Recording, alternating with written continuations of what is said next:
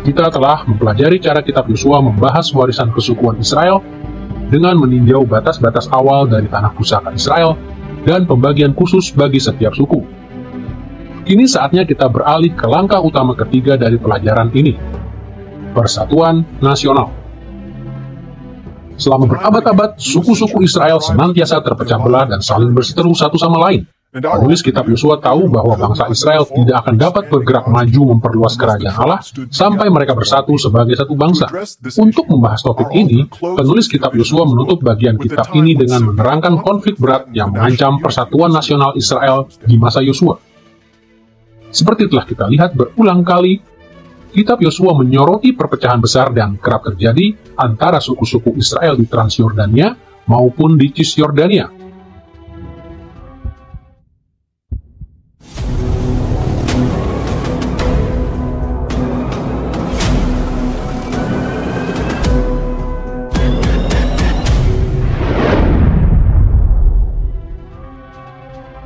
Pembagian wilayah secara geografis ini merupakan masalah utama di masa Yosua karena hampir memicu peperangan antar suku di kedua sisi Sungai Yordan. Jadi penulis kitab Yosua menutup bagian kedua dari pembagian warisan kesukuan Israel dengan mengenang kepemimpinan Yosua yang berupaya menjaga persatuan antara suku-suku Israel baik di Transyordania dan di Cisjordania.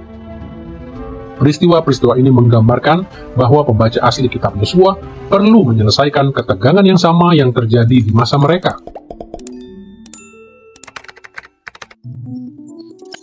Kita akan menggunakan pola serupa dalam menjelajahi persatuan nasional Israel ini, dengan pertama-tama melihat struktur dan isi dari bagian ini, kemudian kita akan mempelajari makna asalnya.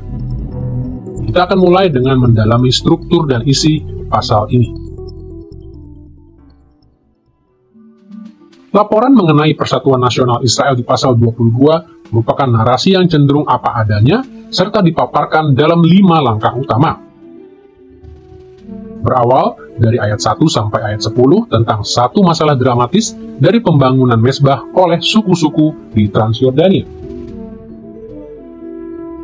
Setelah kemenangan Israel di Cisjordania, Yosua pun mengutus suku Ruben, suku Gad, dan suku Manasye yang separuh untuk pulang kembali ke tanah pusaka warisan mereka di sebelah timur Sungai Yordan.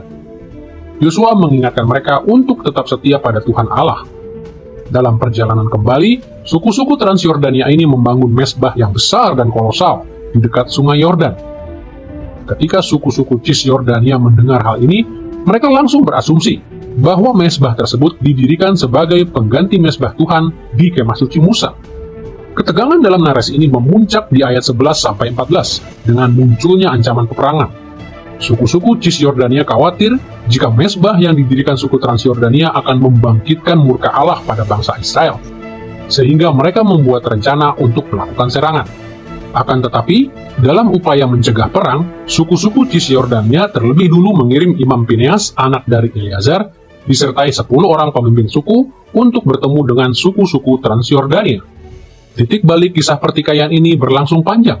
Di ayat 15-31, berupa laporan pertemuan antara delegasi Cisjordania dengan suku-suku Transyordania.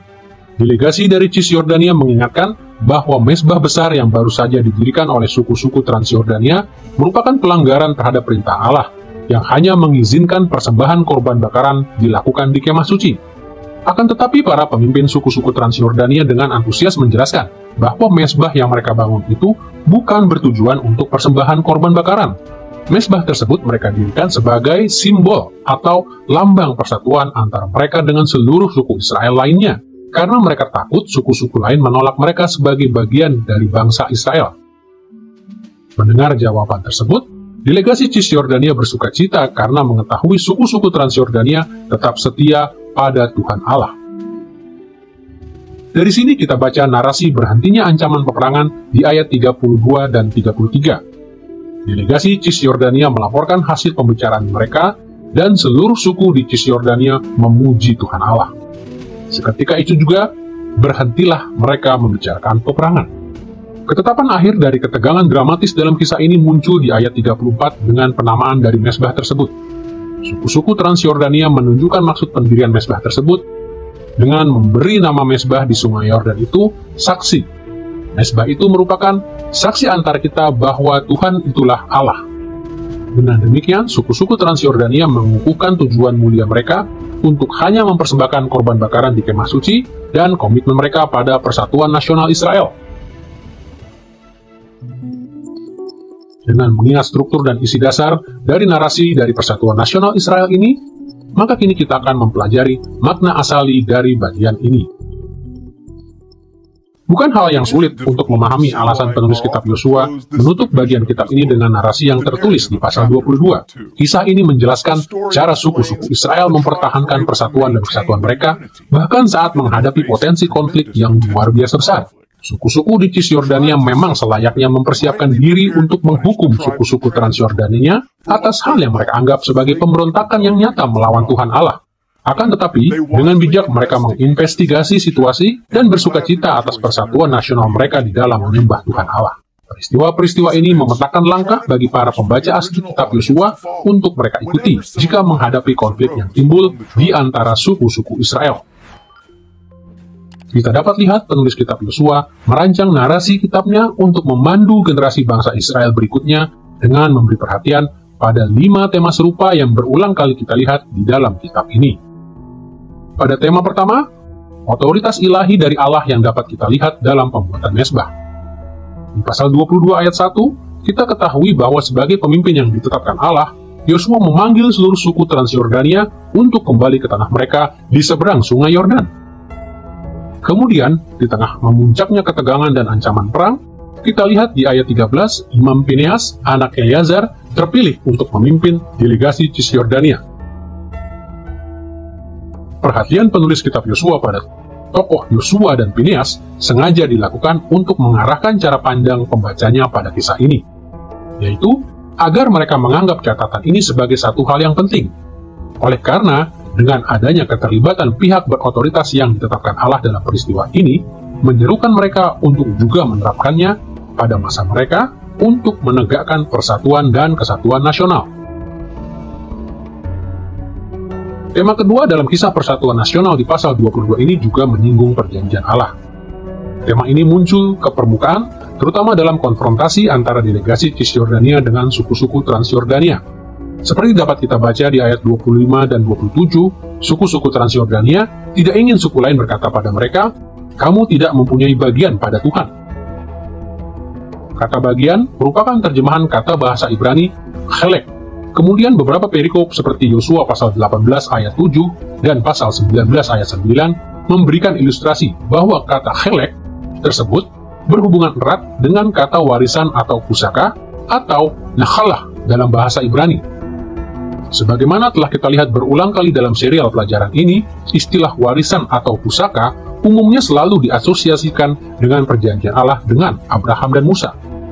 Jadi, suku-suku Transyordania menghendaki jaminan bahwa suku-suku yang bermukim di tepi barat sungai Yordania tetap memperlakukan mereka sebagai pewaris penuh dari janji perjanjian yang Allah berikan pada leluhur mereka. Penulis kitab Yosua menekankan hal ini pada para pembaca aslinya agar mereka memperhatikan dengan sungguh-sungguh seruan untuk persatuan dan kesatuan nasional. Penekanan ini mengingatkan pembaca asli kitab Yosua untuk tetap berpegang pada fakta bahwa seluruh suku Israel, baik di utara, selatan, timur maupun barat, sama-sama memiliki bagian di tanah perjanjian atas dasar perjanjian Allah dengan Israel. Tema ketiga yang menjadi sorotan catatan kitab Yosua tentang persatuan nasional Israel adalah standar hukum Musa. Dalam pembukaan narasi ini, Yosua menasehati suku-suku Transyordania di pasal 22 ayat 5, "Lakukanlah dengan sangat setia perintah dan hukum yang diperintahkan kepadamu oleh Musa."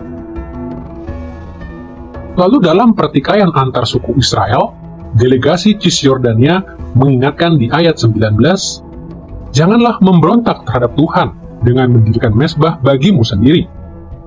Oleh karena hal tersebut merupakan pelanggaran terhadap hukum Musa. Kemudian di ayat 29, suku-suku Transyordania menegaskan kembali standar hukum Musa ketika mereka mengemukakan dengan tegas, "Jauhlah daripada kami untuk memberontak terhadap Tuhan." Fokus penulis kitab Yosua pada standar hukum Musa membangkitkan satu kriteria penting dalam upaya meraih persatuan nasional, seperti pentingnya menegakkan persatuan nasional bagi para pembaca asli kitab Yosua, semua harus mereka lakukan hanya dalam kesesuaian dengan peraturan hukum Musa. Tema keempat dari narasi persatuan nasional juga menggarisbawahi kuasa supernatural Allah. Secara khusus, kita dapat lihat bahwa tema ini mendapat sorotan dalam pertikaian antara delegasi dari Cisjordania dengan suku-suku Transjordania. Dalam ayat 17, delegasi Cisjordania menegur suku-suku Transjordania akan kuasa Allah yang akan mengutuk mereka dengan mengingatkan kejadian yang menyebabkan umat Tuhan kena tulah ketika Israel melakukan perbuatan dosa di Peor. Sebaliknya, begitu Imam Pineas mendengar penjelasan suku-suku Transjordania, ia serta-merta membenarkan berkat supernatural Allah di ayat 31 dengan mengatakan, "Sekarang taulah kami bahwa Tuhan ada di tengah-tengah kita." Acuan pada kutuk dan berkat supernatural Allah ini mengingatkan pembaca asli Yosua bahwa panggilan untuk persatuan nasional di masa mereka bukanlah semata-mata urusan manusia. Sama seperti dalam masa Yosua, mereka pun akan mengalami berkat dan kutuk dari Allah dalam upaya mereka mengejar atau tidak mengejar persatuan nasional sebagai tujuan.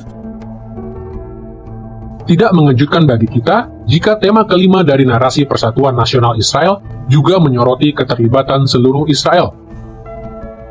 Kondisi ini sudah bermula sejak langkah awal dari narasi ketika Yosua memanggil seluruh bangsa Israel yang tinggal di kedua sisi sungai Yordan sebagai saudara-saudara di ayat 3, ayat 7, dan ayat 8. Dalam kisah pertikaian, delegasi Cisjordania mengakui dalam ayat 17 dan ayat 20 bahwa dosa sebagian orang di Israel akan membawa murka Allah pada seluruh anggota jemaat Israel. Lalu di ayat 34, seluruh narasi diakhiri dengan deklarasi persatuan Israel ketika mezbah yang dibangun suku-suku Transjordania diberi nama saksi antara kita bahwa Tuhan itulah Allah. Penulis kitab Yosua menyatakan dengan sangat jelas bahwa ketegangan antar suku pada masa Yosua dapat diselesaikan karena adanya komitmen yang begitu mendalam akan persatuan seluruh suku Israel. Dengan demikian, penulis kitab Yosua memanggil pembaca aslinya untuk memiliki komitmen pada persatuan nasional pada tingkatan yang sama dengan komitmen bangsa Israel pada masa Yosua.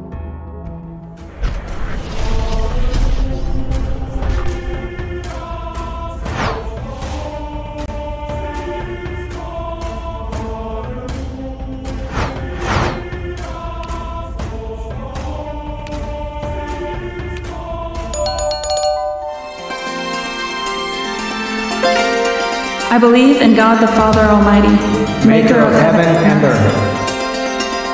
I believe in Jesus Christ, His only Son, our Lord, who was conceived by the Holy Spirit and born of the Virgin Mary. He suffered under Pontius Pilate, was crucified, died, and was buried. He descended into hell. The third day he rose again from the dead. He ascended into heaven and is seated at the right hand of God the Father Almighty. From there he will come to judge the living and the dead. I believe in the Holy Spirit, the Holy Catholic Church, the communion of saints, the forgiveness of sins, the resurrection of the body, and the life everlasting. Amen.